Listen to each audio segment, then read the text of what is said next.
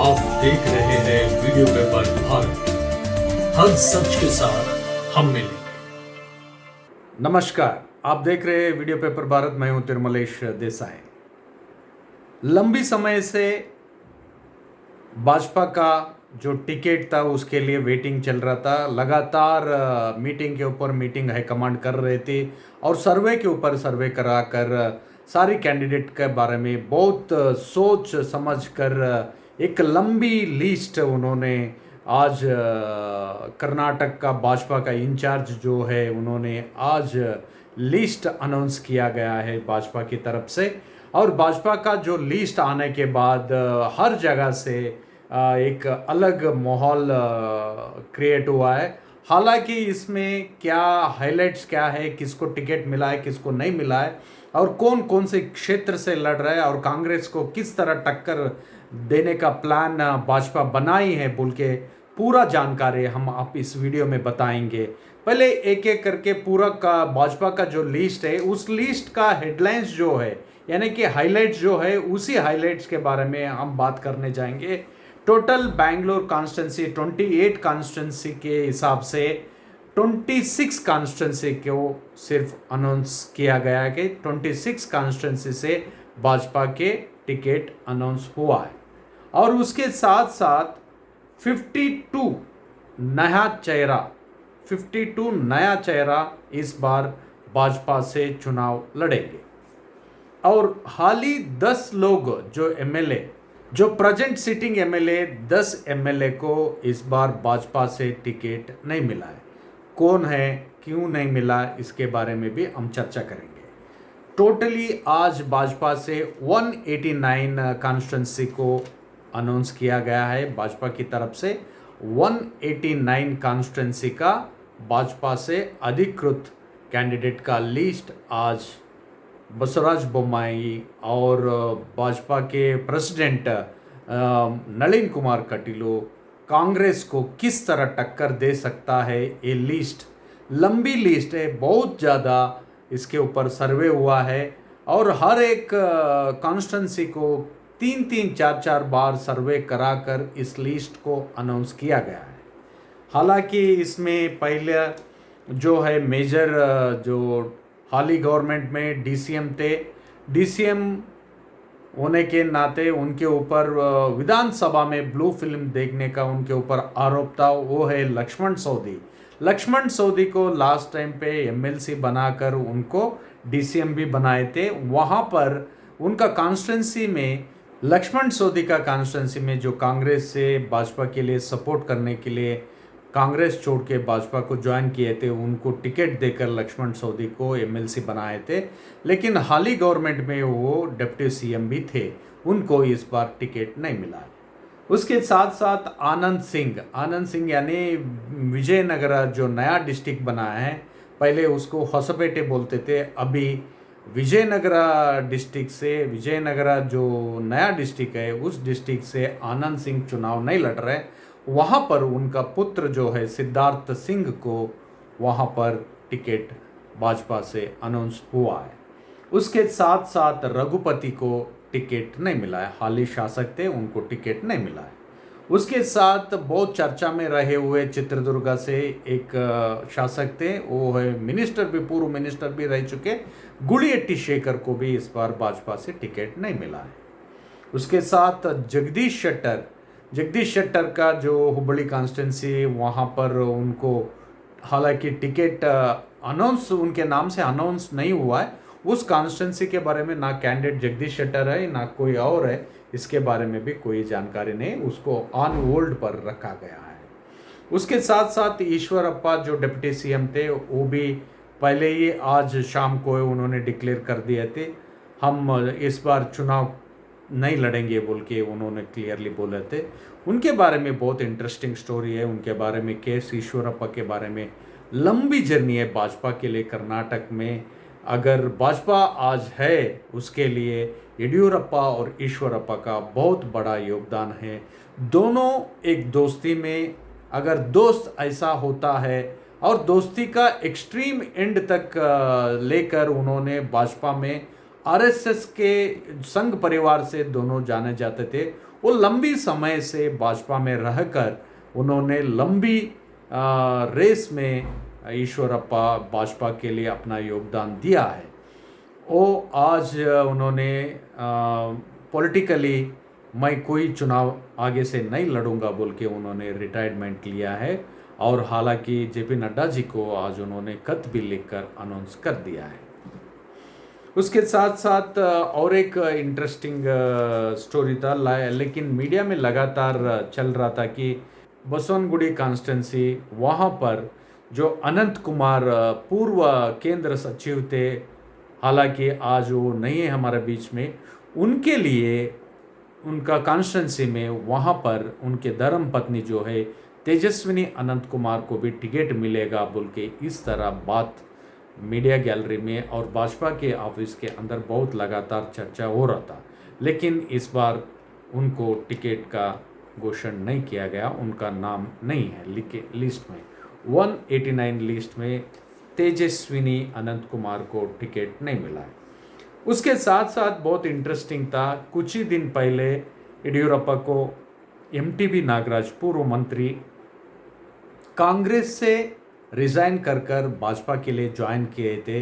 जो बॉम्बे ब्रदर्स बोल के बोला जाता है कि कांग्रेस के 17 एमएलएस जो गए थे बॉम्बे को जाकर ऑपरेशन लोटस कर उन्होंने भाजपा को सपोर्ट जो किए थे, वो हालांकि कुछ दिन पहले येडियुरप्पा के घर जाकर मैं इस बार चुनाव नहीं लड़ूंगा, अगर आप मेरी जगह मेरे बेटा को टिकट दीजिए बोल के उन्होंने येडियुरप्पा को रिक्वेस्ट भी किए थे। लेकिन वहाँ पर हाईकमांड उनका एमटीबी नागराज को बेटा का देने के बजाय एमटीबी नागराज का ही नाम अनाउंस किया है।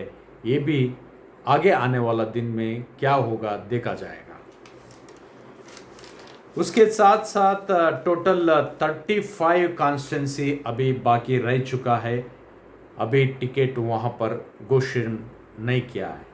उसके साथ साथ टोटल इस लिस्ट में बहुत इंटरेस्टिंग बात यह है कि 9 मेंबर जो है डॉक्टर्स है, हालांकि वो सोशल सर्विस करते हैं, डॉक्टर्स को इस बार चुनकर भाजपा वहाँ पर उनका टिकट दिया गया है। डॉक्टर्स 9 कॉन्स्टिट्यूंसी से भाजपा की तरफ से चुनाव लड़ रहे। और उसके साथ साथ कुछ दिन पहले जो आम आदमी पार्टी से रिजाइन कर भाजपा के लिए ज्वाइन हुए थे आईपीएस ऑफिसर भास्कर राव को चामराजपेट से उनको टिकट घोषित किया गया। चामराजपेट से वो चुनाव लड़ेंगे। आईपीएस ऑफिसर कुछ दिन पहले ही उन्होंने आम आदमी पार्टी को ज्वाइन किए थे, हालांकि वीआर लेके बहुत सारे गवर्नमेंट सर्विस करने के टाइम पे उनका अच्छा नाम था, उन्होंने गवर्नमेंट सर्विस को वीआर लेकर आम आदमी पार्टी को ज्वाइन कर लंबी समय से आम आदमी पार्टी तक थे। लेकिन चुनाव से पहले ही वो भाजपा को ज्वाइन करके आज चामराजपेट से चुनाव लड़ रहे हैं। उसके साथ साथ हाल ही अपना सीएम जो है कर्नाटक का सीएम बसवराज बोम्माई जी को शिग्गांवी कॉन्स्टिट्यूंसी से टिकट अनाउंस हुआ है। उसके साथ रामलिंगा रेड्डी जो बीटीएम लेआउट है, रामलिंगा रेड्डी लंबे समय से कांग्रेस से वो जीत कर आ रहे उस कॉन्स्टिट्यूंसी से। उस कॉन्स्टिट्यूंसी में रेड्डी लिंगायत कम्युनिटी बहुत ज़्यादा होता है और तमिलियंस का बहुत ज़्यादा वोटर्स वहाँ पर है। लेकिन वहाँ पर रामलिंगा रेड्डी को रोक लगाने के लिए भाजपा वहाँ पर जो रेड्डी कम्युनिटी का जो है श्रीधर रेड्डी उनको टिकट दिया है। उसके साथ साथ बाकी इस लिस्ट में हाईलाइट देखा जाए तो जो 17 मेंबर्स जो कांग्रेस छोड़कर भाजपा के लिए गए थे उन सारी लोगों को टिकट अनाउंस हुआ है।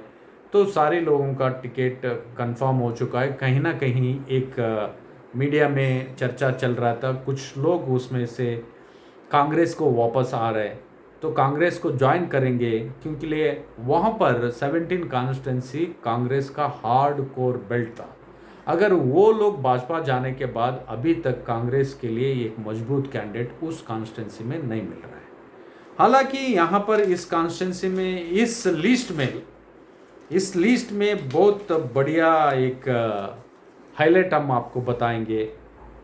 मेजरली आर अशोक जो है वक्कलिगा कम्युनिटी से बिलोंग्स करते हैं। आर अशोक डिप्टी सीएम है और बहुत चर्चित रहने वाले जनप्रिय नेता भाजपा की तरफ से है। लेकिन उनको इस बार 2 क्षेत्र से चुनाव लड़ने के लिए भाजपा की तरफ से अनुमति मिला है। वो कैंडिडेट भी बन चुके हैं। एक अपना उनका खुद का कॉन्स्टिट्यूंसी पद्मनाभ नगर से वो चुनाव लड़ रहे हैं और उसके साथ साथ कांग्रेस के नेता डीके शिव कुमार जो बिलोंग्स करते हैं कनकपुर कॉन्स्टिट्यूंसी से आर अशोक को चुनाव में उतरा है कड़ी टक्कर देने के लिए। लेकिन देखिए, कनकपुर ऐसा कॉन्स्टिट्यूंसी है, वहाँ पर कनकपुर में कन्नड़ में बोलते कनकपुर का बंडे बोलते उनको, बंडे माने रॉक को टक्कर देना उतना आसानी नहीं है। हालांकि एक मौका ले लिया है भाजपा डीके शिव कुमार को वहाँ पर बांध के रखने के लिए, उतना आसानी नहीं है। लंबी समय से वो कनकपुर क्षेत्र से जीत कर आ रहे भाजपा के जनप्रिय नेता आर अशोक इस बार क्या डीके शिव कुमार को टक्कर देंगे या अपना कास्ट का वोट जो लेकर उनको जीत के लिए कहीं ना कहीं रोक लगाएंगे क्या, इस तरह देखने के एक बहुत इंटरेस्टिंग हाई वोल्टेज कॉन्स्टिट्यूंसी अभी हो गया है कि कनकपुरा अब हाई वोल्टेज कॉन्स्टिट्यूंसी। एंड उसके साथ साथ और एक हाई वोल्टेज कॉन्स्टिट्यूंसी के बारे में हम बात कर रहे हैं, वो हाई वोल्टेज कॉन्स्टिट्यूंसी है वरुणा क्षेत्र। वरुणा क्षेत्र से हम लगातार कुछ दिन वीडियो में हम आपको बताए थे।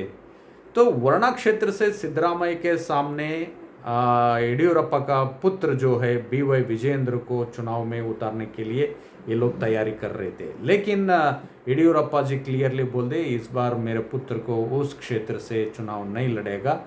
अगर वो चुनाव के लिए खड़ी होना है तो शिकारीपुरा कॉन्स्टिट्यूंसी, खुद येडियुरप्पा जिस कॉन्स्टिट्यूंसी से चुनाव लड़ते थे उसी कॉन्स्टिट्यूंसी से BY विजेंद्र को टिकट दीजिए बोल के उन्होंने हाईकमांड के सामने एक ना रिक्वेस्ट रखे थे। लेकिन वरुणा कॉन्स्टिट्यूंसी में इंटरेस्टिंग स्टोरी है। लिंगायत कम्युनिटी से बहुत बड़े नेता, जनप्रिय नेता वी सोमण्णा जो है, हालांकि वहाँ पर सुत्तूर मठ है, सिद्धगंगा मठ का बहुत चाहने वाले हैं, बहुत वहाँ पर लोग उनको मानते हैं वी सोमण्णा को लेकर सिद्धरामैया का जो जीत को रोक लगाने के लिए या विनिंग को रोक लगाने के लिए भाजपा सोमण्णा को वरुणा कॉन्स्टिट्यूंसी से चुनाव लड़ने के लिए चुनाव क्षेत्र में उतरा है। वहाँ पर उनको कैंडिडेट बोल के डिक्लेयर किया है। लेकिन इस बार भाजपा से 2 कॉन्स्टिट्यूंसी से चुनाव लड़ने वाले 2 कैंडिडेट प्रमुख है। एक है आर अशोक और एक जनप्रिय नेता है वी सोमण्णा चामराजनगर क्षेत्र से भी चुनाव लड़ रहे और उसके साथ साथ वरुणा क्षेत्र से भी चुनाव लड़ रहे। वैसे ही HD कुमारस्वामी को कड़ी टक्कर देने के लिए चन्नपटना से CP योगेश्वर और कुमारस्वामी का तो लगातार टक्कर हर समय से होता रहता है। इस बार भी उनको HD कुमारस्वामी को कड़ी टक्कर देने के लिए चन्नपटना से CP योगेश्वर को भाजपा अपना कैंडिडेट डिक्लेयर किया है। उसके साथ साथ बಳ್ಳारी ग्रामीण क्षेत्र से, ये बहुत चर्चित क्षेत्र है, बಳ್ಳारी ग्रामीण क्षेत्र से बी श्रीरामुलु को टिकट दिया है। हालांकि वो मोळकाल्मूर कॉन्स्टिट्यूंसी से लास्ट बार 15 असेंबली को शासक बने थे। इस बार बಳ್ಳारी ग्रामीण कॉन्स्टिट्यूंसी से वो चुनाव के लिए अभ्यर्थी बने हैं। क्या होगा उसका नतीजा देखना है, क्योंकि लिए रामुलु जी के लिए बहुत इस बार टफ टाइम है, उतना आसानी उनका जीत में नहीं है, क्योंकि लगातार उनके कॉन्स्टिट्यूंसी चेंजेस होने का जो मौका बार बार हो रहा है, इसी से कहीं ना कहीं उसका असर उनके लिए डायरेक्ट इनडायरेक्ट हो सकता है।